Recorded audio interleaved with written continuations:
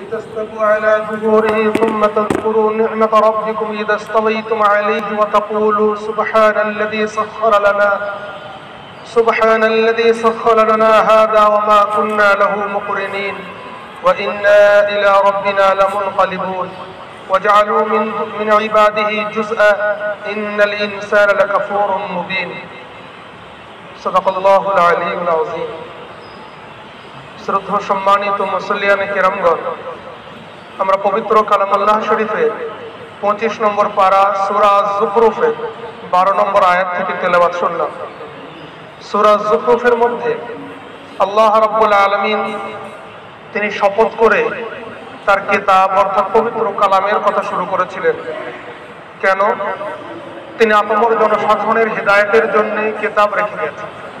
আল্লাহর নবীকে তিনি পাঠিয়েছিলেন, কিন্তু নবী গত হবেন, চলে যাবেন, কিন্তু কিতাব সে কিয়ামত পর্যন্ত থাকবে। তাই আল্লাহ রাব্বুল আলামিন যে কিতাবের মাধ্যমে সর্বসাধারণ সর্বকালে হেদায়েত প্রাপ্ত হবে, পথ খুঁজে পাবে, সেই কিতাবের কথা সূরা যুখরুফের প্রথমে নিয়ে আসলেন ওয়াল কিতাবিল মুবিন বলে।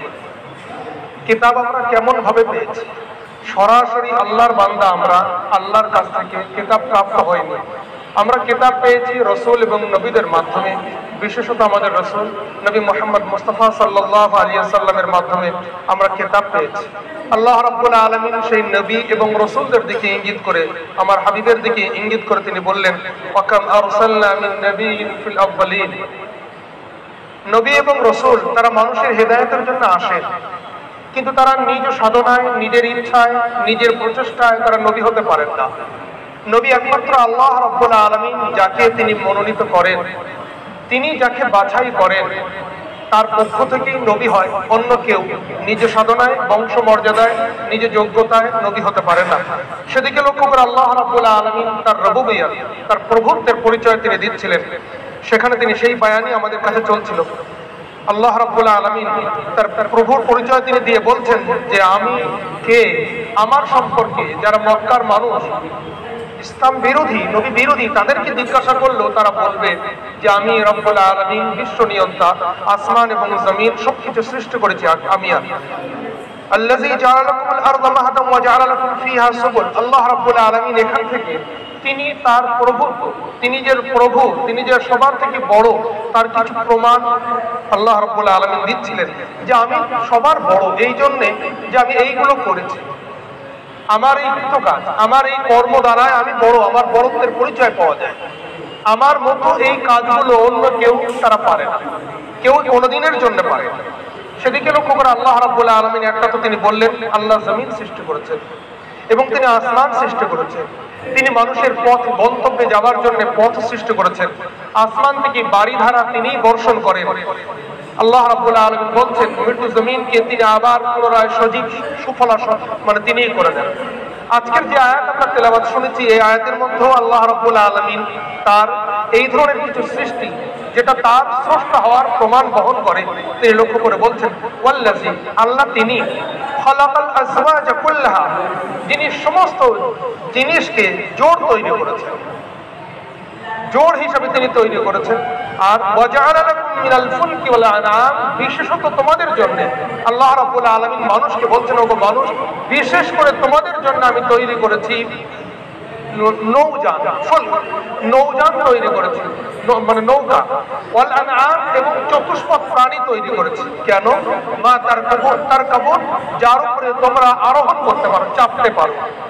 তৎকালীন সময় মানুষের এক জায়গা থেকে অপর জায়গা যাওয়ার জন্য, এক স্থান থেকে অপর স্থানে যাওয়ার জন্য, যাত্রার জন্য দুটোই পথ, নয় যানবাহন, চতুষ্পদ জীবজন্তু, আর নচেত তারা জলপথে কোন নৌকা, এই ধরনের কিছুর উপরে। আল্লাহ রাব্বুল আলামিন বলছেন এই নৌকা যেটা আমি তৈরি করেছি, সে ছোট ডিঙি থেকে নিয়ে আর বড় শিপ জাহাজ যেটাই হোক না কেন, আমার দেওয়া মেধা দিয়ে তোমরা তৈরি করেছো। আর এই চতুষ্পদ জানোয়ার এটাও আমি সৃষ্টি করেছি। লিতাস্তাবু আলা যুহুরি, যাতে তোমরা তার পিঠের উপরে খুবই মানে সহজভাবে বসতে পারো। লিতাস্তাবু, তোমরা সহজে বসতে পারো, এবং মানে যাকে আমাদের বলা যায় ব্যালেন্স রাখতে পারো, তোমাদের ভারসাম্য তোমরা বজায় রাখতে পারো তার উপরে। সুম্মা তাযকুরু নি'মাত, অতঃপর তোমরা যখন তার উপরে নিজের ভারসাম্য রাখবে, রাখার পরে তোমরা আল্লাহকে স্মরণ করবে। যে উথাল তরঙ্গ দূর থেকে দেখলে মনে হয় যে ওই ডিঙি নৌকাখানা একবার উঠছে আর একবার পড়ছে। দূর থেকে দেখলে আমরাই ভাবি যে ওই নৌকাটাতে কেউ থাকতেই পারে না, নৌকাটা যে টিকে আছে ওটা নৌকা না কাঠের টুকরো। ঠিক তদরূপ একটা চলমান দ্রুতগামী উট বা ঘোড়া বা এই ধরনের কোনো চতুষ্পদ পশু যখন সে দ্রুত গতিতে ছুটতে থাকে, তার পিঠের উপরে যে এই যে উঁচু নিচু হওয়া ভাব, এখানে সহজে বসা সবার জন্য সম্ভব হয় না। আল্লাহ রাব্বুল আলামিন বলছেন, কিন্তু ওই উথাল পাতাল তরঙ্গ রাশির মধ্যে ছোট্ট ডিঙি নৌকাকেও একেবারে সুন্দর করে রেখে তার উপরে নিজের ভারসাম্য বজায় রাখা, এর যে পদ্ধতি বা এই দ্রুতগামী জীবের পিঠের উপরে নিজের ভারসাম্য বজায় রেখে বসা, এর যে কলা কৌশল, এটা আমি তোমাদের শিখিয়েছি। তাই আল্লাহ রাব্বুল আলামিন বলছেন, লিতাস্তাবু আলা যুহুরি, যখন তোমরা তার উপরে নিজের ভারসাম্য রাখতে পারবে, সুম্মা তাযকুরু, আল্লাহকে স্মরণ করো। যে গভীর সমুদ্রে যেখানে কেউ সাহায্যের জন্য আসতে পারে না, এই সমুদ্রে আল্লাহ রাব্বুল আলামিন আমাকে তার সাথে যুঝে নিজের গন্তব্যে পৌঁছানোর মতো কৌশল শিক্ষা তিনি দিয়েছেন। সে আল্লাহর প্রশংসা করো। সুম্মা তাযকুরু নি'মাতা রাব্বিকুম, আল্লাহর নিয়ামতকে তোমরা স্মরণ করো। ইদাস্তামাইতুম, আরো একবার আল্লাহ রাব্বুল আলামিন বলছেন, যখন তোমরা খুবই সুন্দর করে বসে যাবে তার উপরে, তোমরা সেখানে আরোহণ করবে। ইদাস্তামাইতুম, তোমার ভারসাম্য রাখতে পারবে। ওয়াতাকুলু, আর তোমরা বলবে, সুবহানাল্লাযী, পাক পবিত্র তিনি, আল্লাযী সাখখারা লানা হাযা, যিনি আমাদেরকে এই সমস্ত জিনিসকে বশীভূত করে দিয়েছেন, আমাদের আয়ত্তাধীন করে দিয়েছেন। আমি যেমন চাই তেমনই তাকে চালিত করি। আমি যখনই চাই তখনই সে ছোটে, যখনই চাই তখনই সে আগে বাড়ে, আর যখন আমি চাই তখন সে সেখানেই দাঁড়িয়ে থাকে। ভাবা যায় না, খরস্রোতা নদীতে ছোট্ট একটা ডিঙি নদীর মাঝখানে একভাবে দাঁড়িয়ে সেখানেই তিনি মাছ ধরছেন। তার সেখানে দাঁড়িয়ে থাকা ডিঙিটা নিয়ে আমাদের জন্য ভাবার কল্পনা অতীত। আল্লাহ রাব্বুল আলামিন বলছেন, এই যে তোমাদের জন্য আমি একে বশীভূত করে দিয়েছি, সাখখারা লানা, তুমি যে আমাদের জন্য আল্লাহ একে বশীভূত করেছো, ওমা কুননা লাহু মুকরিনিন, আর এটা বাস্তব সত্য, এদেরকে আমরা বশীভূত করতে পারতাম না যদি তোমার দেওয়া কৌশল না শিখতে পারতাম। আল্লাহ রাব্বুল আলামিন এই যে জীবজন্তু বা নদ নদীতে চলা, আল্লাহ রাব্বুল আলামিনের আগে আর এক জায়গায় আমরা একেবারে পবিত্র কোরআনের শুরুর দিকে 6 নম্বর পারায় পড়ে এসেছি, সেখানেও আল্লাহ রাব্বুল আলামিন জীবজন্তু সৃষ্টির উদ্দেশ্য কি আল্লাহ উল্লেখ করেছেন। এক উদ্দেশ্য আল্লাহ রাব্বুল আলামিন বলছেন, তার থেকে কিছু তোমরা আহার করবে, কিছু পানাহার করবে, তার উপরে তোমরা চলমান তোমরা যাত্রা করবে। এই যে বর্ণনা আল্লাহ রাব্বুল আলামিন ওখানে বলেছিলেন। আর কিছু এমনও তোমাদের জন্য এক জায়গা থেকে অপর জায়গায় যাওয়ার জন্য তোমাদের আরোহণ ব্যবস্থা এমন আছে যা তোমরা জানো না। ওখানে আল্লাহ রাব্বুল আলামিন বলে এসেছেন, তোমাদের এমনও আরোহণ ব্যবস্থা আছে যেটা তোমরা জানো না। এর থেকে যারা কোরআনের গবেষণা করেন তারা বলছেন যে আগামী দিনে আল্লাহ রাব্বুল আলামিন এই যে এরোপ্লেন, এই যে রকেট, এই যে আরো কিছু হেলিকপ্টার, যে আরো এই যে কার, যে সমস্ত জিনিস আমরা দেখছি, তৎকালীন সময় আল্লাহ রাব্বুল আলামিন যাদেরকে কোরআনের শ্রোতা বানিয়ে কোরআন অবতীর্ণ করেছিলেন, সেই সময় প্রথম শ্রোতা কোরআনের, তারা কিন্তু এসবের সাথে পরিচিত ছিলেন না, তারা জানতেন না। তাই খুব স্বাভাবিকভাবে আল্লাহ রাব্বুল আলামিন বলছেন, আরো এমন কিছু আছে যা তোমরা জানো না। এখানেই উৎস। তাহলে মানুষের তত্ত্ব সন্ধানী, সে আরো কিছু সন্ধান করতে চায়, নতুন নতুন জিনিস মানুষের মধ্যে আল্লাহ এই স্বভাব দিয়েছেন, সে আবিষ্কার করতে চায়। তো আল্লাহ যখন বলছেন আরো কিছু আছে যা জানো না, তাহলে জানার চেষ্টা করলে নিশ্চয়ই পাবো। এই আয়াতের উপরেই গবেষণা করে আজকে এত কিছু সৃষ্টি, কিন্তু আমরা সেটা কিছুই জানি না। যাদের উপরে কোরআন অবতীর্ণ হয়, যাদের উপরে কোরআন নাজিল হয়, তারা এই সমস্ত নিয়ে ভাবার সুযোগই পায় না। অথচ আল্লাহ পবিত্র কোরআনের বারবার কখনো বলছেন, লাআল্লাকুম তা'কিলুন, লাআল্লাকুম তাতাফাক্কারুন, তোমরা চিন্তা করবে, তোমরা ভাববে, তোমরা সেটা নিয়ে গবেষণা করবে। আমাদের পড়ারই সময় নেই, গবেষণা তো দূরের কথা। তো আল্লাহ রাব্বুল আলামিন তার সৃষ্টি কৌশল, তার পরিচয় তিনি দিচ্ছেন যে আমি এই সব বিষয়গুলো আমি সৃষ্টি করেছি, এই জন্যই আমি মহান স্রষ্টা। এগুলো অন্য কেউ পারে না, তাদের দ্বারা সম্ভব নয়, সুতরাং তারা স্রষ্টা হওয়ার দাবি রাখে না। তো আল্লাহ রাব্বুল আলামিন আজকে আমাদের একটা নতুন দোয়া শিখিয়েছেন। আমরা যখনই যে কোনো যানবাহনের উপরে উঠবো, সে আমার সাইকেল থেকে শুরু করে নিয়ে আর ওই আকাশে ওরা মানে উড়োজাহাজ বা এরোপ্লেন বলি যে কোনো যানবাহনে যখনই আমরা উঠবো, নবী আকরাম সাল্লাল্লাহু আলাইহি ওয়াসাল্লাম শিখিয়েছে মানুষ যেন এই দোয়াটা পড়ে নেয়, সুবহানাল্লাযী সাখখারা লানা হাযা ওয়া মা কুন্না লাহু মুকরিনিন ওয়া ইন্না ইলা রাব্বিনা লামুনকালিবুন। এই দোয়া পড়ে উঠলে আল্লাহ রাব্বুল আলামিন তার যাত্রা সহজ করেন, তার গন্তব্যে পৌঁছানোর জন্য রাস্তা সহজ করেন এবং তাকে হেফাজত করেন। আমরা এই দোয়া মুখস্থ করে নেব।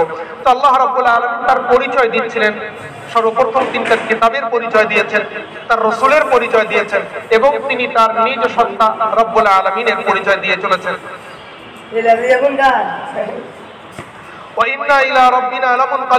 এবং আমরা প্রত্যাবর্তন করব আমাদের প্রভুর কাছে।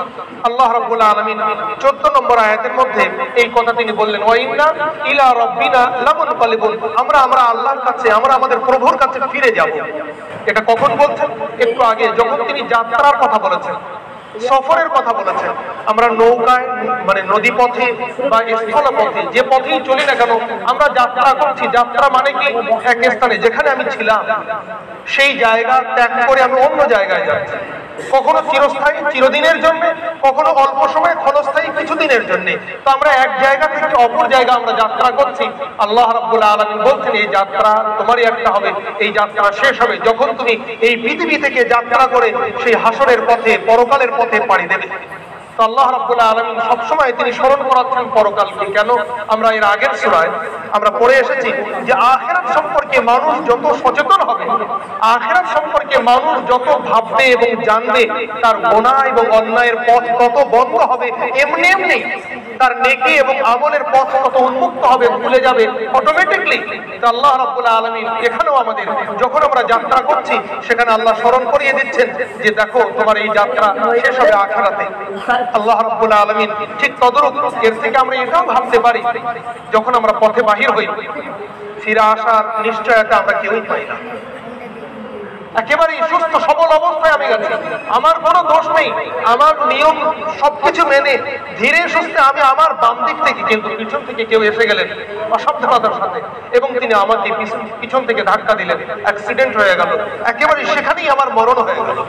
তো আল্লাহ রাব্বুল আলামিন যে আমি যাত্রা করছি যেখানে আমি যদি আখিরাতকে স্মরণ করে যাই আর এইভাবে আখিরাতের চিন্তায় বিভোগ মানে চিন্তা করতে করতে মানুষ এক জায়গা থেকে অপর জায়গা যায় আর সেই পথে যদি তার মরণ হয় সে মরণ নিশ্চয়ই তিনি শাহাদাতের মরণ পাবেন, নিশ্চয়ই তিনি আখিরাতের জন্য আল্লাহর কাছে অনেক কিছু প্রাপ্তি লাভ করবেন তিনি। তো আল্লাহ সেদিকেও লক্ষ্য করে আমাদের জন্য স্মরণ করাচ্ছেন যে প্রতিটি সফর পৃথিবীর বুকে যা হয় সেটা অনিশ্চয়তার হয়, তার মধ্যে ফিরে আসার কোনো নিশ্চয়তা থাকে না। সুতরাং তোমরা এই সফরের শুরুতেও আমাকে স্মরণ করে চলো। ওয়া ইন্না ইলা রাব্বিনা, অবশ্যই আমরা প্রত্যেকেই ইলা রাব্বিনা আমাদের প্রতিপালকের কাছে লামুনকালিবুন, আমরা প্রত্যাবর্তন করব। وجعلوا له من عباده جزءا।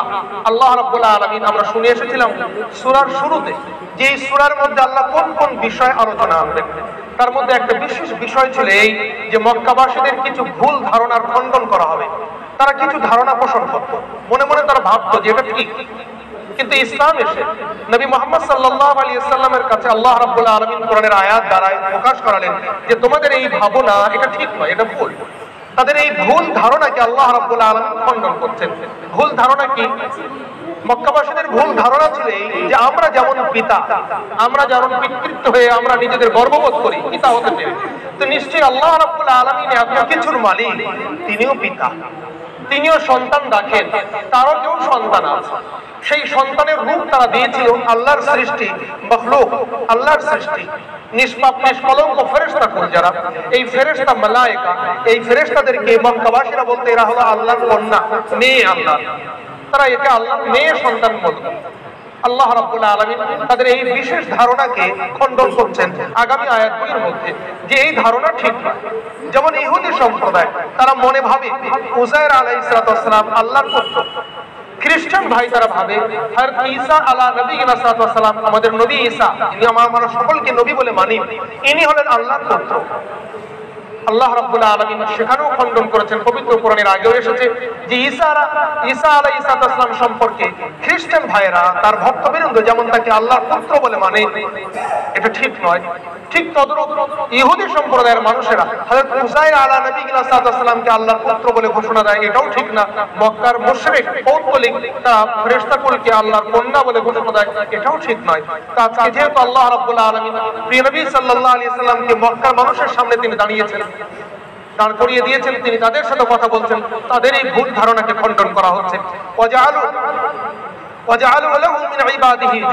আর এই মক্কাবাসীরা তারা আল্লাহ রাব্বুল আলামিনের সৃষ্টি থেকে আল্লাহর জন্য অংশী মনে করে, আল্লাহর অংশ। সন্তান সে কন্যা সন্তান হোক, সন্তান সে পুত্র সন্তান হোক, সে পিতার অংশ বিশেষ। কেন? আমরা প্রত্যেকেই জানি মাতা এবং আব্বা, বাবা মায়ের শুক্রাণু আর ডিম্বাণু ছাড়া, তাদের বীর্য ছাড়া কোনো সন্তান জন্ম নিতে পারে না। সুতরাং এই ডিম্বাণু শুক্রাণু যে নামই আমি দেই না কেন, এটা আমার শরীরের একটা অঙ্গ। তো আমার অঙ্গ দিয়ে সে তৈরি, সুতরাং সেও আমার অঙ্গ। আল্লাহ রাব্বুল আলামিন বলছেন সৃষ্টিকে স্রষ্টার অংশ হিসেবে তারা দাবি করে। কেবল কন্যা আর পুত্রের দাবি নয়, তা দাবি করা হচ্ছে এই যাদেরকে আমরা ফেরেশতা বলি, যাকে আমি উযাইর বলি, যাকে আমি ঈসা বলি আলাইহিস সালাম, নবী বলি, এরা হলেন আল্লাহর টুকরো বিশেষ, আল্লাহর অংশ বিশেষ। এটা ঠিক নয়। আল্লাহর অংশ নেই, আল্লাহর অংশীদারিত্বের কেউই অধিকারী নয়। আল্লাহ রাব্বুল আলামিন এটা পছন্দ করেন না। কেন পছন্দ করেন না বারবার এসেছে, আমরা শুনিয়ে দিয়েছি। তো আল্লাহ রাব্বুল আলামিন বলছেন ওয়াজআলু লাহু মিন ইবাদিহি জুজআ, তারা আল্লাহর সৃষ্টি থেকে আল্লাহর অংশ প্রমাণ করে। ইন্নাল ইনসানা লাকাফুরুম মুবিন, আল্লাহর অংশ, আল্লাহর টুকরো। আল্লাহর টুকরো কত মহান, কত বিশাল হতে পারে সে, কত বড় সম্মানের। এই ফেরেশতা, এই সাধারণ সৃষ্টিকে তিনি যেই হন না কেন, সৃষ্টি সে সৃষ্টি, নবী হতে পারেন, তিনি মানব অতি মানব হতে পারেন, তিনি ফেরেশতা হতে পারেন, যেই হন না কেন তিনি সৃষ্টি। আর আল্লাহ তিনি স্রষ্টা। মনি আর দাস কোনোদিন এক হতে পারে না। যিনি মালিক, যিনি বাজার থেকে কোনো গবাদি পশু খরিদ করে আনছেন, সেই ছাগল, সেই গরু, আর যিনি কিনে আনছেন সেই মানুষ, এই দুটো যেমন এক হতে পারে না, তার থেকেও লক্ষ কোটি গুণ বেশি পার্থক্য স্রষ্টা এবং সৃষ্টির মধ্যে। অথচ মানুষ কতই না বোকা, তাদের জন্য আমি এত কিছু করলাম, আর সেই মানুষ আমাকে অপমান করল, আমার অসম্মান করলো। কেমন ভাবে? যে আমি আল্লাহর টুকরো, এই সৃষ্টি, স্রষ্টা আর সৃষ্টির মধ্যে কোনো পার্থক্য করা হলো না। স্রষ্টাকে তার পবিত্র আসন থেকে সৃষ্টির সাথে এসে মিশিয়ে দেওয়া হলো। যেমন একজন নেতা, একজন বড় উচ্চ পর্যায়ের কেউ, সেই উচ্চ পর্যায়ের নেতা তিনি ভাষণ দিতে উঠেছেন তার স্টেজে নির্দিষ্ট আসনে, আমরা যদি তাকে হাত ধরে টেনে, এখানে নয়, আপনি নিচে দাঁড়িয়ে ভাষণ দেন, সিএম কে পিএম কে যদি তার সেই স্টেজের উপর থেকে, ডায়াস থেকে আমি হাত ধরে টেনে নিচে নাম করে মাটিতে দাঁড়িয়ে ভাষণ দেন, মাটির মানুষের ভোট নিয়ে আপনি নেতা হয়েছেন, আপনি এখানেই দাঁড়ান, ওখানে কেন? এটা যেমন তার অপমান করা হয়, তার থেকে কোটি কোটি কোটি গুণ বেশি অপমান করা হলো যে আল্লাহ রাব্বুল আলামিন যিনি আরশে আজিমের উপরে থাকেন, সেই আল্লাহকে সৃষ্টির সাথে মিশিয়ে দেওয়া হলো যে আল্লাহ টুকরো এরা। অর্থাৎ আল্লাহরই অংশ এখানে চলে এসেছে, আল্লাহকে ধরে নিচে নিয়ে আসা হয়ে গেল। তা আল্লাহ রাব্বুল আলামিন বলছেন যে মানুষ কত বোকা তারা। ইন্নাল ইনসানা লাকাফুরুম মুবিন, এই মানুষ তারা স্পষ্ট ভাষায়, কত পরিষ্কার একেবারে স্পষ্ট ভাষায় তারা আমার কৃতজ্ঞতা করলো, আমার নাশুকরি করলো, আমাদের ভাষায় নিমক হারামি করলো। আমি আল্লাহ, আমি তাকে এত কিছু দিয়েছি, আসমান জমিন সর্বভৌমত্ব সৃষ্টি করেছি, তাদের জন্য চলার পথ করে দিয়েছি, তাদের গন্তব্যে পৌঁছানোর সহজ ব্যবস্থা করে দিয়েছি, এই চতুষ্পদ বড় বড় জীবজন্তুকে তাদের বশীভূত করে দিয়েছি। আর আজকে এই ফল তারা কি দেখালো? আমাকে ওই সৃষ্টির সাথে মিলিয়ে দিল, অথচ আমি স্রষ্টা। তাই আল্লাহ রাব্বুল আলামিন বলছেন লাকাফুরুন, অবশ্যই তারা নিমক হারা, অবশ্যই তারা কৃতজ্ঞ। ভালো ভাষায় কৃতজ্ঞ, আমাদের ভাষায় বলি তারা নিমক হারাম, এবং স্পষ্ট ভাষায় তারা নিমক হারামি করছে, যারা আল্লাহ রাব্বুল আলামিনকে সৃষ্টির সাথে মিশিয়ে দেওয়ার চেষ্টা করে। আমি ইত্তাখাযু মিম্মা ইয়াখলুকু বানাতি ওয়া আসফাকুম বিল বানিন। আল্লাহ রাব্বুল আলামিন বলছেন ঠিক আছে, তোমাদের কথাই মেনে নিলাম যে আল্লাহ রাব্বুল আলামিন ফেরেশতাদেরকে তার কন্যা হিসেবে গ্রহণ করেছেন, কন্যা আর পুত্র। আল্লাহ রাব্বুল আলামিন ইসলামের দৃষ্টিতে নারী এবং পুরুষের কোনো পার্থক্য নেই। নারী সে জন্মগতভাবে নারী, এই জন্য সে নামাজ পড়লে একটা নেকি কম পাবে। আমি জন্মগতভাবে পুরুষ, এই জন্য আমি নামাজ পড়ছি একই কেরাত, একই রুকু, একই ভক্তি, একই শ্রদ্ধা দিয়ে। সুতরাং ও নারী, ও পাবে 10, আমি পুরুষ, আমি পাবো 15 বা 20। এই পার্থক্য ইসলাম কোনোদিন করে না। তাকওয়া তাহারাতে, ইবাদতের মান ও মর্যাদায়, আল্লাহর নৈকট্য লাভের পদ্ধতিতে আল্লাহ রাব্বুল আলামিন নারী পুরুষকে একেবারে সমান করে দিয়েছেন। নারী পুরুষকে সমান অধিকার দিয়েছেন যে যতটুকুনি আল্লাহর ইবাদত করবেন ততটুকুনি তিনি পাবেন। রাবিয়া বসরির সেই ঘটনা মনে পড়ে যায়। নবী আকরাম সাল্লাল্লাহু আলাইহি ওয়াসাল্লাম হাদিসে বলছেন যে মানুষ নিঃস্বার্থভাবে আল্লাহকে খুশি করার জন্য একটা কিছু দান করেন, আল্লাহ তার বিনিময়ে 10 গুণ তাকে দিয়ে থাকেন। আল্লাহ নবী সাল্লাল্লাহু আলাইহি ওয়াসাল্লাম হাদিসে বলেছেন, আমার এবং আপনার এর উপরে বিশ্বাস কতটুকু নিজের ঈমানের বিশ্বাস করি আমরা বিচার করে নেই, একে অপরের নয়। এই হাদিসের উপরে বিশ্বাস করেছিলেন একজন মহিলা। তার বাড়িতে একজন ভিক্ষুক, তিনিও গরিব, খাবার নিয়ে বসেছেন। একটাই রুটি তার, একটাই রুটি, দ্বিতীয় রুটি নেই, তার পেটে নেই। সেই একখানা রুটি খেতে তিনি বসেছেন। ভিক্ষুক এসে দরজায় আওয়াজ দিয়েছে, কিছু দেবেন? একটা রুটি তিনি দান করলেন। এই বিশ্বাস নিয়ে যে আল্লাহর নবী বলেছেন একের বিনিময়ে 10 পাওয়া যায়, নেই, রুটি শেষ, খাওয়াও নেই, কি করবেন? আল্লাহর ইবাদতে আবার তিনি মশগুল হয়ে গেলেন। কিছুক্ষণ পরে আবারও দরজায় আওয়াজ আসছে, আপনার জন্য আমার মনিব, আমি একজন দাসী, আপনার ওই পাড়ায় বাড়ি, আমার মনিব আপনার জন্য কিছু উপঢৌকন পাঠিয়েছেন, এই নেন আপনার। তিনি দেখছেন পুটলি নিয়ে সেই দাসী এসে তার হাতে দিয়েছেন। তিনি খুলে গুনে গুনে দেখছেন 9টা রুটি আছে।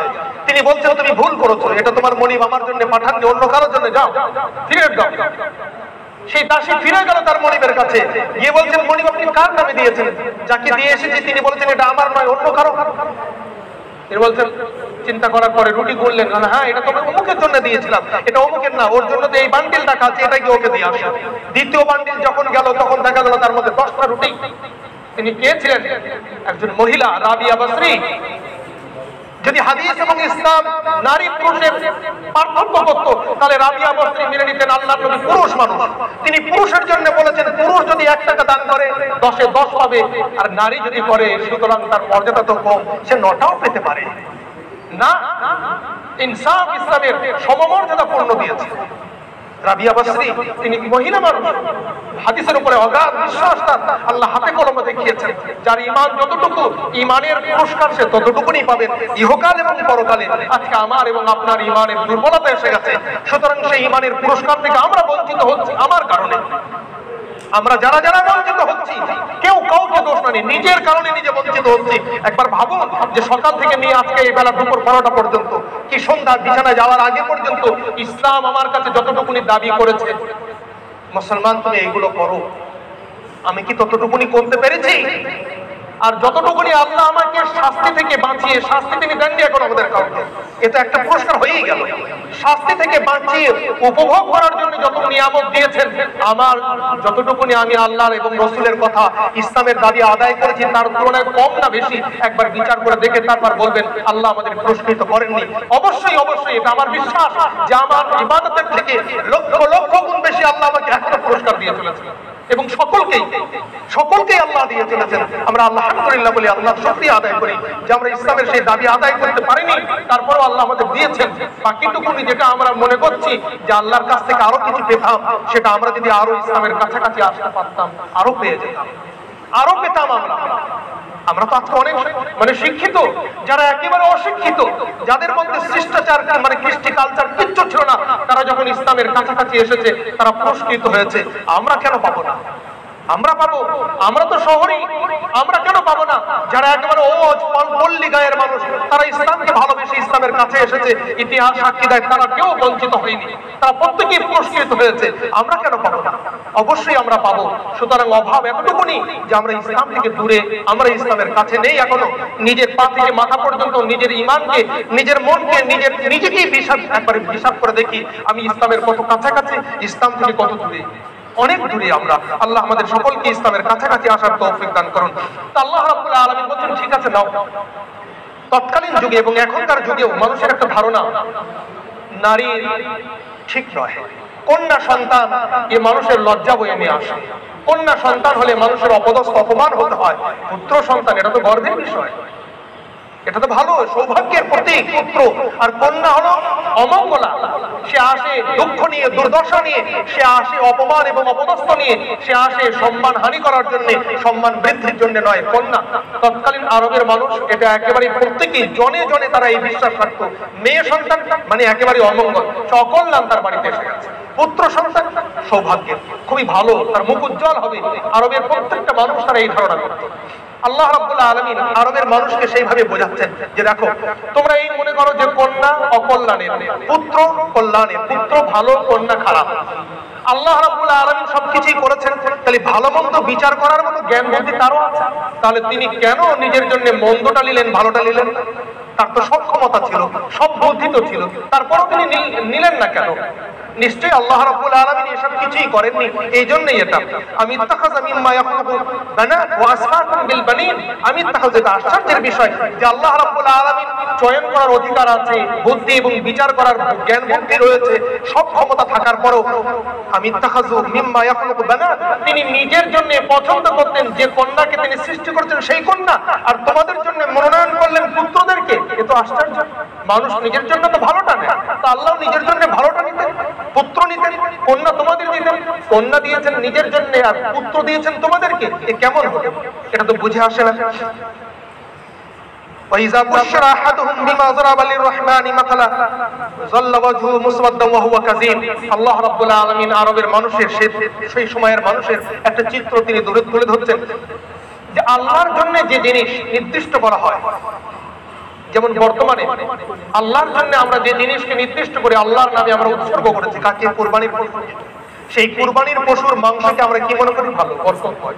এখনো আমাদের ধারণা যে কুরবানির পশুর মাংস খেলে হঠাৎ শরীর খারাপ হয় না, এটা আমাদের ধারণা, আমরা এটা মনে করি। তো মানুষ ভাবে যেটা প্রভুর জন্য, যেটা আল্লাহর জন্য দেওয়া হয় সেটা বরকত হয়, তার মধ্যে নষ্টামি নেই, তার মধ্যে ক্ষতিকারক বিষয় নেই, তার মধ্যে মানুষের জন্য ভালোর দিকটা রয়ে গেছে।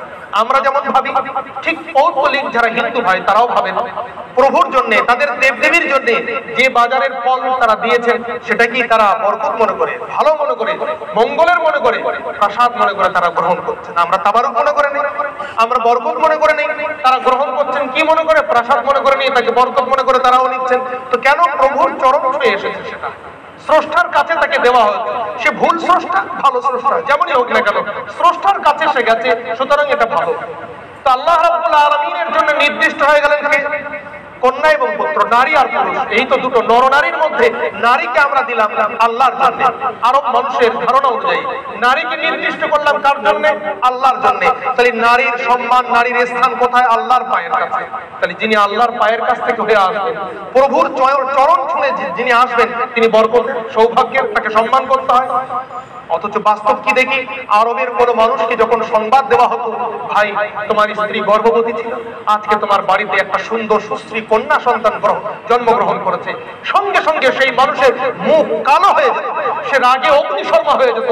কখন ওই কন্যাকে আমি হত্যা করবো, জিন্দা একেবারে দখল করে দেবো, এই চিন্তায় সে বিভোর হয়ে যেত। প্রভুর পা চলে এলে বরকতময় হয় না? আল্লাহর নামে তাকে সঁপে দিয়েছে কন্যা, সেই কন্যা আল্লাহর সাথে সম্পর্কিত, তাকে সম্মান করতে হয়, শ্রদ্ধা মাথায় রাখতে হয়। অথচ তুমি তাকে হত্যা করার জন্য ষড়যন্ত্র করছো, তার নাম শুনে তোমার মুখমণ্ডল কালো হয়ে যাচ্ছে। এ কেমন পরিচয় তোমার? একদিকে বললে আল্লাহ সব ক্ষমতা রাখেন, তারপরেও তিনি কন্যা গ্রহণ করেছেন। একদিকে তুমি ধারণা করো যে আল্লাহর কাছে যে সে সম্মানী হয়, আবার তোমার ঘরে যে কন্যা আসে তোমার মুখ কালো হয়। এই সবিরোধী কথা কি করে হতে পারে? আমি আল্লাহ রাব্বুল আলামিন বলছেন ওয়াইজা বুশরা আহাদুহুম, আর যখনই কাউকে সুসংবাদ দেওয়া হতো তাদের মধ্যে লিররহমানি মাসালান, ওই বিষয়ে যেটা আল্লাহর জন্য তারা নির্দিষ্ট করেছে, অর্থাৎ কন্যা সন্তানের জন্য, জাল্লা ওয়াজহুহু, তাদের মুখমণ্ডল কালো হয়ে যেত, মুসওয়াদ্দা ওয়া হুয়া কাযীম, এবং সে বড় মনের কষ্টের মধ্যে, তার মনের মধ্যে একটা যাতনা সৃষ্টি হয়ে যেত, একটা মনের কষ্টের মধ্যে সে থাকতো, সে শান্তি পেত না। ঘুমাতে গিয়ে, খেতে গিয়ে, উঠতে বসতে সে মনের একটা দগ্ধ এবং যাতনার মধ্যে থাকতো। এই কন্যাকে কখন বিদায় করব, এই মেয়েকে কখন শেষ করব? আল্লাহ রাব্বুল আলামিন বলছেন এই তোমাদের স্বভাব।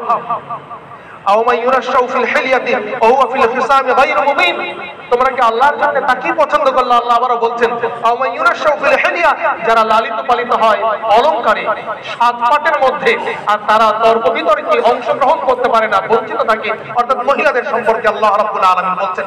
এক কথায় রাব্বুল আলামিন প্রথমত দাবি কি করলেন, যে আল্লাহ সম্পর্কে পুত্র বা কন্যা যারা প্রমাণ করতে চান তাদের দাবিকে আল্লাহ খণ্ডন করেছেন।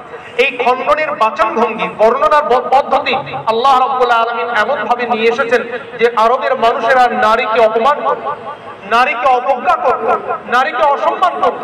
এই অসম্মান এবং অবজ্ঞা করাকেও আল্লাহ রাব্বুল আলামিন খণ্ডন করছেন, যে নারীকে অসম্মান এবং অবজ্ঞা করা যায় না, নারীকে মর্যাদা দিতে হয়। মানব ইতিহাসের মধ্যে আমরা যদি দেখি, আল্লাহ নবী সাল্লাল্লাহু আলাইহি ওয়াসাল্লাম সেই ব্যক্তিত্ব, ইসলাম সেই মতপথ, সেই ধর্ম যে সর্বপ্রথম নারীর মূল্যায়ন, কেবল মূল্যায়ন এমন ভাবে নারীকে সম্মান এবং মূল্যায়ন করেছে যে সম্মান আজও আমরা নারী স্বাধীনতার অনেক সংগ্রাম করেছি, কিন্তু নারীকে ইসলামের দেওয়া সম্মানের ধারে কাছেও আমরা যেতে পারিনি। নারীকে ইসলাম যতটুকুনি অধিকার দিয়েছে তার ইজ্জত আবরুর সাথে, তার আত্মসম্ভ্রম বজায় রেখে আমরা তার কাছে আশেপাশেও এখনো যেতে পারিনি। কিন্তু আফসোস লাগে যখন আমরা এই মুসলমান সমাজে দেখি, এখনো পর্যন্ত এতদিন কোরআন পড়ে, এতদিন হাদিস পড়ে, যুগ যুগ বাপ দাদার যুগ যুগ থেকে আমরা ১৫০০ বছর ধরে মুসলমান হয়ে ইসলামের এই সমস্ত নীতিগুলো শুনতে শুনতে আসার পরেও এখন আমরা নারী আর পুরুষের মধ্যে পার্থক্য করি। এখন আমরা নারী আর পুরুষ, আমি ছেলের বাবা, আমার অধিকার আছে আপনার কাছ থেকে কিছু নেওয়া, কেন আপনি মেয়ের বাবা, আপনি কন্যাদায়গ্রস্ত, আমার পুত্র বিয়ে দেওয়া আমি অলংকার দাবি করতে পারি, লক্ষাধিক টাকা আমি নিতে পারি, আমার আত্মীয় স্বজন জ্ঞাতি বর্গদের নিয়ে আপনার বাড়িতে যাকে আমি বিয়ের দাওয়াত অর্থাৎ বরযাত্রী সেজে যেতে পারি, আপনাকে বঞ্চিত করতে পারি কি ওলিমা থেকে, বউ ভাতা থেকে। কেন? নবী আকরাম সাল্লাল্লাহু আলাইহি ওয়াসাল্লাম হাদিস শরীফের মধ্যে বরযাত্রী নিয়ে গেছেন প্রমাণ কেউ দেখাতে পারে নেই, উল্লেখ নেই তেমন ভাবে। দুই একজন আল্লাহ নবী সাল্লাল্লাহু আলাইহি ওয়াসাল্লাম নিয়ে গেছেন, হযরত আবু তালিব, তখন তো ইসলামের আগে, আল্লাহ নবীর বয়স তখন 25, মাত্র হাতে গোনা কয়েকজন নিয়ে আবু তালিব চাচা মুহাম্মদ সাল্লাল্লাহু আলাইহি ওয়াসাল্লামের বিয়ে দিচ্ছেন খাদিজার সাথে, কয়েকজন, খাওয়া দাওয়ারও উল্লেখ নেই সেখানে। কিন্তু আল্লাহ নবী সাল্লাল্লাহু আলাইহি ওয়াসাল্লাম বলছেন বিয়ের পরে আউলিম আলাউ বিশাতিন। আরবের মানুষের কাছে খুব সহজ ভাবে যে জিনিসগুলো পাওয়া যেত, গরিব মানুষ হলেও গরিবের কাছে যেটা পাওয়া যেত সেটা হলো খেজুর আর ছাগল। ছাগল তারা পুষতেন, জনে জনে তারা প্রত্যেকেই ছাগল রাখতেন, ছাগলের কিছু দুধ পান করতেন, ছাগলের মাংস খেতেন, আর প্রত্যেকের কাছে খেজুর থাকতো। যেমন আমাদের ভাত আর তরকারি, ওদের কাছে খেজুর আর ওই ছাগলের দুধ। যারা ধনী তাদের কাছে উট বা আরো বড় কিছু। আল্লাহ নবী সাল্লাল্লাহু আলাইহি ওয়াসাল্লাম বলছেন কোন গরিব মানুষ যার কাছে কেবল ছাগলের সম্ভব, মানে সম্বল, তার আর কিছু নেই, এত গরিব, আল্লাহ নবী সাল্লাল্লাহু আলাইহি ওয়াসাল্লাম বলছেন আউলিম, তুমি ওলিমা করো। আদেশসূচক শব্দ এটা, আউলিম। আরবি ব্যাকরণ যারা জানেন তারা জানবেন, আদেশ যখন দেওয়া হয় তখন এটা মানে অনেক গুরুত্ব রাখে সেই কথার মধ্যে। আউলিম ওয়ালাউ বিশাতিন, গরু মেরে মানে জবাই করে, আর ওই উট জবাই করে না পারলো একটা ছোট্ট বকরির বাচ্চা দিয়েও তুমি ওলিমা করো। কিন্তু আফসোস আজ এই মুসলমান সভ্য সমাজেও দেখতে পাই, পুত্র যারা কন্যার বাপ তারা দাবি করে যে আমার বংশ বড়, এতগুলো নিয়ে যাব, ওলিমা পারবো না। মেয়ের বাবা মাথার মতো করে মানতে বাধ্য হন। কেন? তিনি মনে মনে ভাবছেন যে আমার মেয়ে, আমার জ্বালা, মেয়ের মর্যাদা কম, মেয়ের কোনো সম্মান নেই, মেয়েদের কোনো অধিকার নেই। ছেলের বাপ দাবি করতেই পারে, অধিকার তো ওরই। আর ইসলাম কি বলে, হাদিস কি বলে? মানে ওই রাবিয়া বসরির ঘটনা যেটা শুনলাম, ইসলামের কি শিক্ষা পাই আমরা এর মধ্যে? আল্লাহ রাব্বুল আলামিন আমাদের প্রত্যেককে ভাবার একবার মানে সময় অবকাশ করে দেন আমাদের। আমরা প্রত্যেকে ভাবি একবার যে আমি ছেলের বাপ, আমি কি দাবি করছি তার কাছে। কোন ধর্ম বাদ দেন, ইসলাম তো অনেক পবিত্র, অনেক উঁচু আসনের।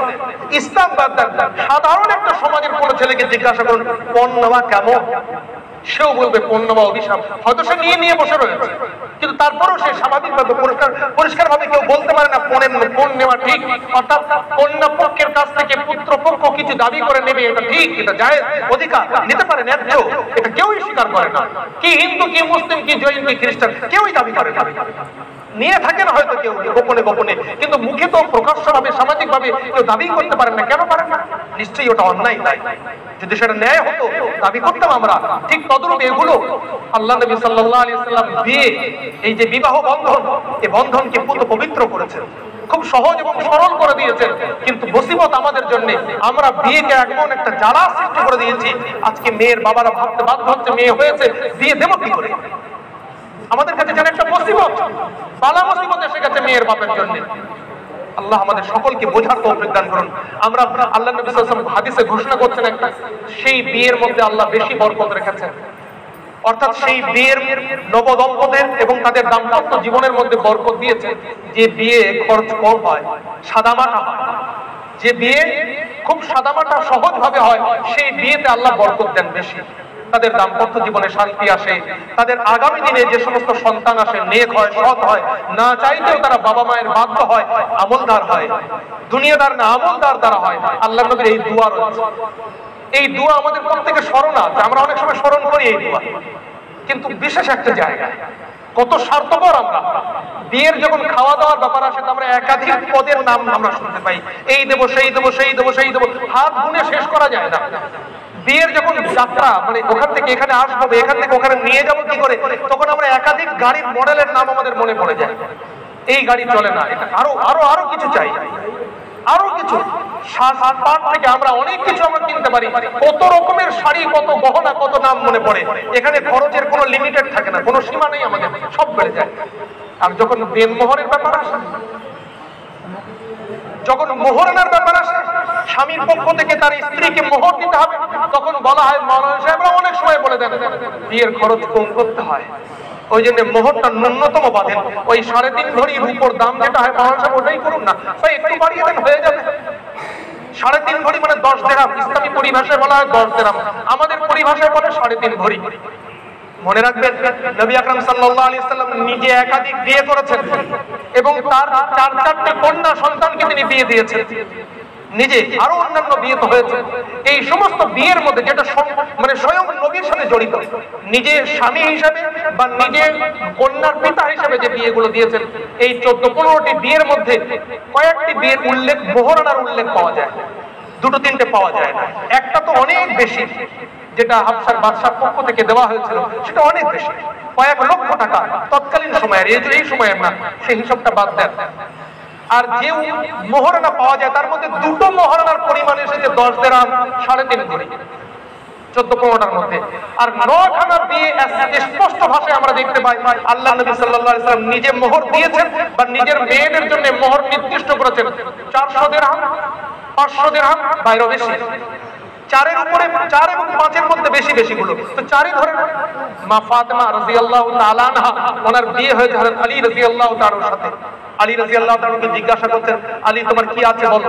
আলী রাদিয়াল্লাহু তাআলা বলতেন, হুজুর একটা ওই ঝুপড়ি মতো খেজুর পাতা টাঙিয়ে ঘর করে থাকি, কিছুই আমার নেই। বাড়িতে কি একটা লোহার জামা রয়েছে যেটা পরে আমি যুদ্ধ করতে যাই আপনার সাথে, আর একটা কম্বল, এই সামান্য কিছু আমার।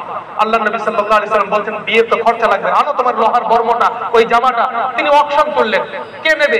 আলীর এই জামা ওর বিয়ের খরচার জন্য বিক্রি করা হবে, কে নেবে? সাহাবারা দাম দিচ্ছেন, এত এত এত দাম বেড়ে গেল, অনেক দাম দিয়ে কেনা হলো। যে আলী কিছুই নেই, সেই আলী তার স্ত্রী ফাতেমাকে গ্রহণ করছেন মোহরানা। নবী পাক সাল্লাল্লাহু আলাইহি ওয়াসাল্লাম বলছেন, আলী মোহর দাও, কত? 500 দিরহাম। কত দিরহাম? 500 দিরহাম। 500 দিরহাম ওদিকে 10 দিরহাম, 500 দিরহাম বর্তমান বাজার অনুযায়ী 1 কিলো 565 না কত গ্রাম হবে, গ্রামের পরিমাণটা আমার এক্ষুনি মনে নেই। 1.5 কেজি তো সলিড রূপো, 1.5 কেজি রূপো দিয়েছেন আলী। আর বলুন, আমরা এখানে যারা বসে আছি, আলীর থেকে কে আছে তার অবস্থা খারাপ? অবশ্যই 10 দিরহাম আমি অস্বীকার করতে পারবো না। আল্লাহ নবী দিয়েছেন, বিয়ে হয়েছে, আপনি দিলে আপনার বিয়ে হবে। কিন্তু নবী আকরাম সাল্লাল্লাহু আলাইহি ওয়াসাল্লাম 15টা বিয়ের 9টা বিয়ে যেমন 400 দিরহামের উপরে, 2টোতে বিয়ে মাত্র 10 দিরহামে। আল্লাহর নবীর বিয়েতে কোনো খাবারের ব্যবস্থা নেই, পাচ্ছেন না তিনি।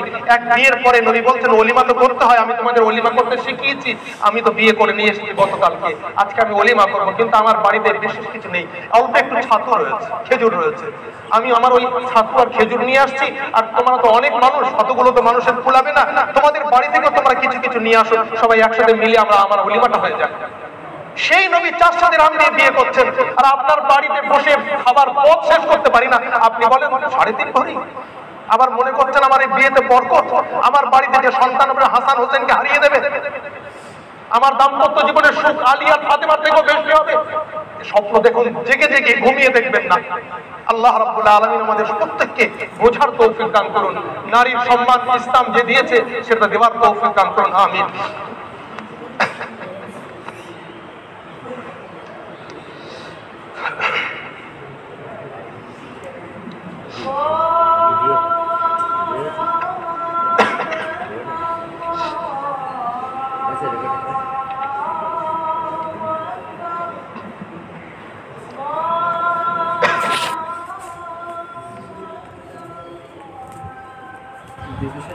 তুলে নিচ্ছিস তোরা।